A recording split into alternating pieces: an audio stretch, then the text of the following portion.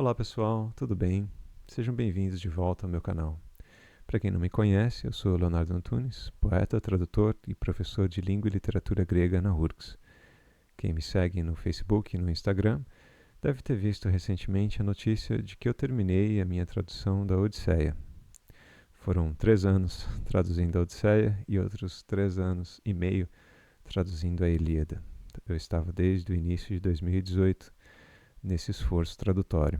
E agora, às vésperas de fazer 41 anos, agora em julho, eu concluí esse processo. E foi um dia bastante feliz para mim, porque eu confesso que já estava bastante cansado de traduzir diariamente Homero, por mais maravilhoso que seja esse contato, por mais que agora eu esteja me sentindo um pouco órfão de Homero. Mas precisava terminar isso, eu já não aguentava mais. E foi muito bom ter conseguido terminar. E na ocasião, assim que eu terminei, eu postei um trechinho do canto 24 da Odisseia.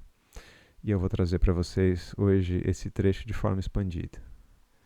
No Facebook e no Instagram, eu postei especificamente a conversa, um trecho da conversa entre Aquiles e Agamenon, a fala de Agamenon para Aquiles, contando para Aquiles como foram os ritos funerários de Aquiles.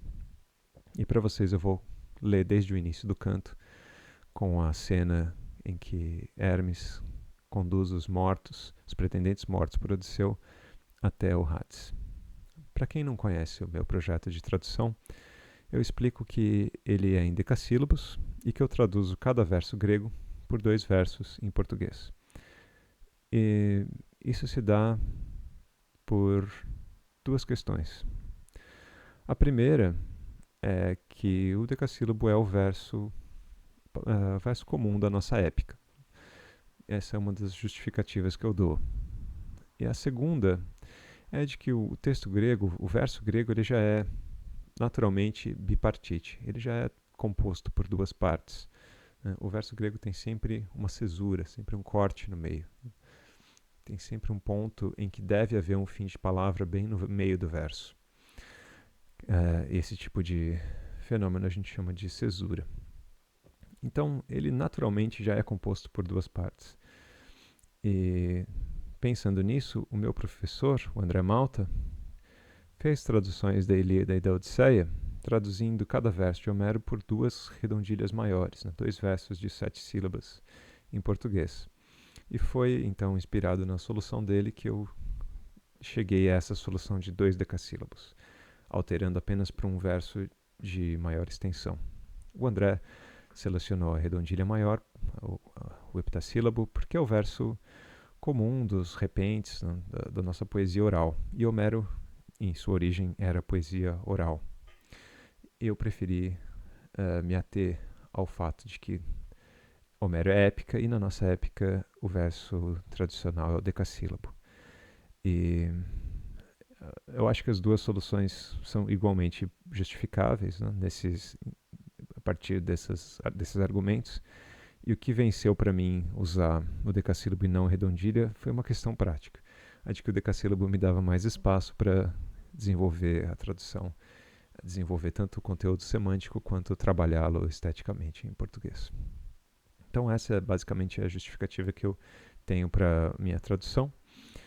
E para quem estiver curioso, eu também vou colocar na descrição do vídeo o academia.edu do André, onde vocês podem encontrar as traduções dele e também as teses que ele escreveu a respeito da Ilíada e da Odisseia.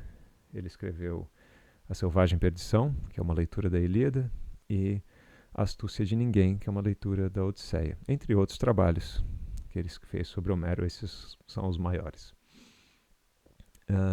Bom, isso explica então o verso que eu usei para traduzir a Ilíada e a Odisseia.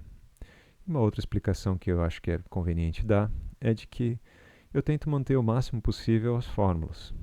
Eu não mantenho sempre, porque a coisa se torna muito difícil você tentar manter sempre. Mas eu mantenho na medida do possível. Sempre que eu posso, sempre que Homero usa uma fórmula, né, uma composição, uma estrutura padrão, né, um verso padrão, uma estrutura padrão que vai ser repetida ao longo do poema, eu tento fazer isso também na tradução. Eu faço isso de forma 90% assim, de sistemática, digamos. Uns 10% provavelmente eu deixo passar, ou porque eu não vi, ou porque era muito difícil de fazer essa repetição com todas as repetições que iam acontecer ao longo do poema, nos seus diferentes usos. Mas eu faço isso suficientemente, creio eu, para que o leitor tenha essa sensação estética de estar lendo um texto que se repete, um texto que tem um gostinho de oralidade e que tem um gostinho de formularidade. Bom, acho que era isso que eu tinha para dizer de início a respeito da minha tradução. Então, vamos lá para a leitura. Mas eis então que foi chegada a hora de Hermes Silênio convocar as almas falecidas dos jovens pretendentes. Segurava nas mãos uma varinha belíssima, forjada toda em ouro, com que enfeitiça os olhos dos mortais, segundo o seu desejo, tanto quanto faz acordar quem dorme quando quer. Movendo tal varinha, ele as guiava, e elas, com grito agudo, iam seguindo. A semelhança de quando morcegos, dentro de uma caverna portentosa, saem voando entre gritos agudos, quando um deles acaso se desgruda da corrente que formam desde a rocha, segurando um ao outro numa linha, assim também as almas sibilavam, seguindo seu comando. Ele as guiava, Hermes, o desprovido de maldade, pela extensão de trilhas bolorentas. Cruzaram as correntes do oceano e a rocha branca, o rochedo Leucádio. Atravessaram os portões do sol e perpassaram o reino dos sonhos. Em pouco tempo já tinham chegado ao campo dos Asfódelos, local habitado por almas do passado, os fantasmas daqueles que se foram. Foi ali na campina que encontraram a alma de Aquiles, filho de Peleu, a de Patroclo, filho de Menécio, e também a de Antíloco impecável, além da alma de Ájax, o melhor de todos na figura e na beleza, dentre todos os dânaos guerreiros, com exceção do impecável Pelida. Conforme as almas todas se juntaram em torno do nascido de Peleu, nesse momento veio para perto a alma do filho de Atreu Agamenon, repleta de tristeza. Muitas outras também se aglomeravam junto dele, aquelas que a seu lado pereceram por triste fim no palácio de Egisto. Dirigindo-se a ele por primeiro, disse o seguinte à alma do Pelida: Filho de Atreu, pensávamos que tu, em meio a todos os heróis guerreiros, fosse sempre o mais caro dentre todos, por Zeus que se deleita com trovões, uma vez que detinhas o domínio sobre muitos guerreiros valorosos no reino dos troianos, onde nós, acaios, padecemos tantas dores. Mas também a teu lado prematura moira destrutiva estava prestes a se antepor, aquela que ninguém, tendo nascido, tem como evitar. Eu gostaria que tivesses aproveitado as honras do teu cargo e lá mesmo, no reino dos troianos, tivesses encontrado o teu destino. Pelo menos assim os panaqueus teriam feito o teu sepultamento e haveria uma glória sobranceira também para o teu filho no futuro. Em vez disso, tu foste arrebatado por uma morte das mais lamentáveis. Por sua vez, respondendo o seguinte, disse-lhe a alma do filho de Atreu: Afortunado filho de Peleu, Aquiles semelhante aos próprios deuses, tu que morreste em Troia, muito longe de Argos, ao teu redor morreram tantos guerreiros dos troianos e também os melhores filhos dos aqueus, lutando em torno de teu corpo morto, enquanto em meio à nuvem de poeira jazias grandioso em tua grandeza, esquecido de que eras cavaleiro. Teríamos seguido combatendo um dia inteiro, sem jamais fazer uma pausa na guerra, caso Zeus não nos parasse com a tempestade. Depois que te levamos para longe da batalha e de volta às nossas naus, tratamos de deitar-te sobre um leito. Então limpamos tua bela pele, na água morna e te ungimos com azeite. A teu redor os danos verteram muitas lágrimas quentes e sentidas e cortaram as mechas dos cabelos. De dentro do alto mar, a tua mãe, com as ninfas marinhas e mortais, agitou-se tão logo ouviu notícia. Um grito sobre-humano se elevou pelo alto mar, e todos os aqueus foram arrebatados por tremor. E teriam partido nesse instante, subindo sobre os côncavos navios, se não houvesse um homem sabedor de muita coisa antiga ali presente. Nestor, cujo conselho no passado sempre nos parecera superior. Com boas e prudentes intenções, conclamou entre eles e lhes disse: Acalmai-vos, argivos, não bateis em retirada, jovens dos aqueus. A mãe dele, de dentro do alto mar, com as ninfas marinhas imortais, está chegando agora para ver o seu filho que acaba de ser morto. Assim falou e fez passar o medo nos acaios de grande coração. Então juntaram-se no teu entorno todas as filhas do ancião do mar, e entoaram lamentos dos mais tristes, cobrindo-te com vestes ambrosinas. Todas as 9 musas, em resposta, entoaram um canto funerário, um treno em bela voz. Nesse momento, não poderias ver argivo algum que não chorasse, pois a própria musa de voz claros movia para tanto. Pela extensão de 17 dias e 17 noites igualmente, nós choramos por ti, tanto os eternos deuses quanto os humanos morituros.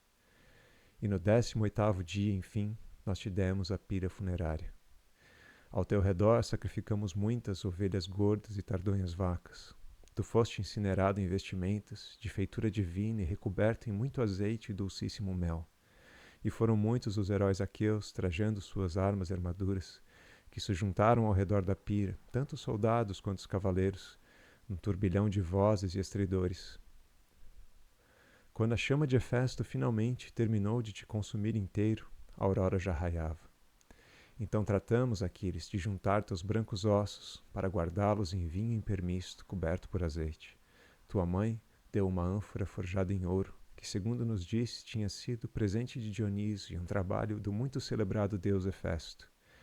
É dentro dela que jazem agora, brilhante Aquiles, os teus brancos ossos, junto aos ossos daquele que morrera antes, Pátroclo, filho de Menécio. Mas não junto dos ossos pertencentes a Antíloco, que tu valorizavas mais que todos os outros companheiros, depois que Pátroclo havia morrido. Sobre teus ossos foi então erguido um enorme sepulcro irrepreensível, por esforço de todos nós, lanceiros do exército sagrado dos argivos, num promontório que se projetava para a vasta extensão do Helesponto, de modo que pudesse ser notado de longe pelos homens no alto mar, por aqueles que existem hoje em dia e pelos que mais tarde existirão. Tua mãe em seguida foi buscar prêmios belíssimos de junto aos deuses e os colocou no meio da assembleia para a disputa entre a elite acaia. Em outros tempos, tu participaste dos jogos fúnebres de muitos homens, todos eles heróis, sempre que algum dos reis acontecia de morrer. E então os jovens todos se vestiam para a disputa com seus cinturões. Mesmo assim, terias te espantado enormemente desde o coração ao contemplar os belíssimos prêmios que a deusa trouxe para o teu certame. A deusa Tétis, de pés prateados. Então, nem mesmo quando pereceste, teu nome se perdeu. Perdurará para sempre entre todos os humanos a tua glória magnífica, Aquiles. Mas qual consolação me restará, tendo sobrevivido a tanta guerra?